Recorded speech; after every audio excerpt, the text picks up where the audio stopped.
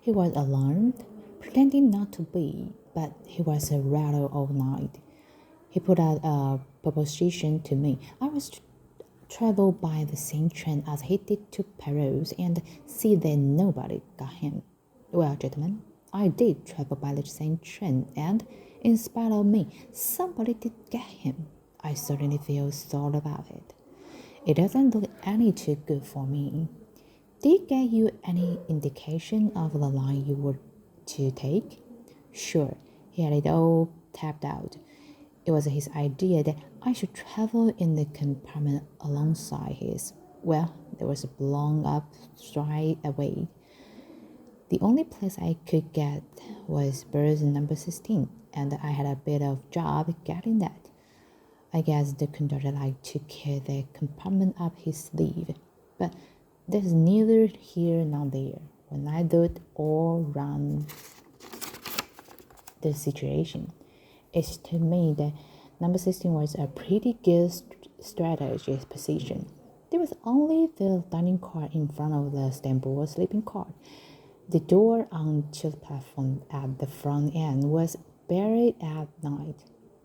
The only way a tug could come was through the rear end door to the platform or along the train from the rail. In either case, he'd get to pass right by my compartment. You had no idea, I suppose, of the identity of the possible assailant. Well, I knew what he looked like. Mr. Richard described him to me. What? All three men leaning forward eagerly. Harman went on. A small man, dark, with a womanish kind of voice. That's what the old man say to why he didn't think it would be the first night out. More likely the second or third. He knew something, said Mr. Big. He certainly knew more than he told his secretary, said Poirot thoughtfully. Did he tell you anything about this enemy of his? Did he, for instance, say why his life was threatened? No, he was kinder reticent about that part of it. Just said the fellow was out for his blood and meant to get it. A small man, dark, with a womanish voice, said Poirot thoughtfully. Then, fixing a sharp glance to Harman, he said, You know who he really was, of course? Which, Mr. Richard? You recognize him? I don't get you. Richard was Cassidy, the Armstrong murderer.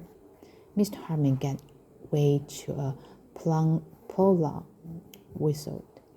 There certainly is some surprise, he said. Yes, sir. No, I didn't recognize him.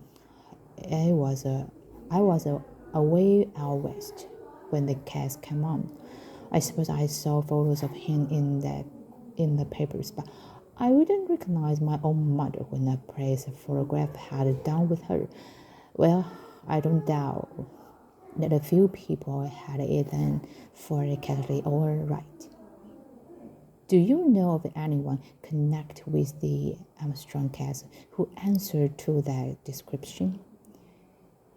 Small, dark, womanish voice. Harman reflect a minute or two. It's hard to say. Pretty nearly everyone to do with that case is dead. There was the girl who threw herself out the window, remember? Sure, that's a good point, that.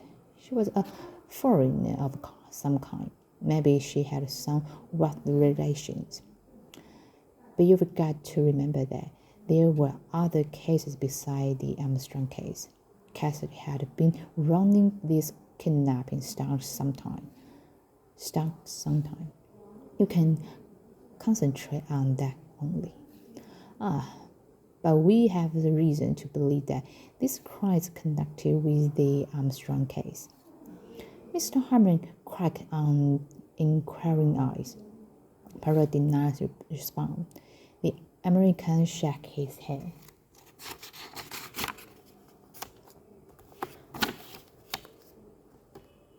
I can call to mind anybody answer that description in the Armstrong case, he said slowly.